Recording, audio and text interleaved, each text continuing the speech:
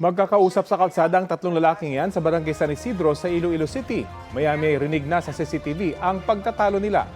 Paunti-unti may ilang lalaking lumalabas mula sa bahay.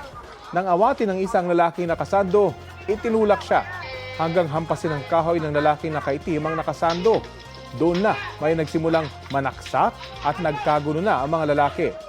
Dead on the spot ang 67 anyos na si Johnny Provido Sr. pati ang dalawa niyang anak. Sa kabilang pamilya naman nasawi ang 33 anyos na si Tyrone Muya.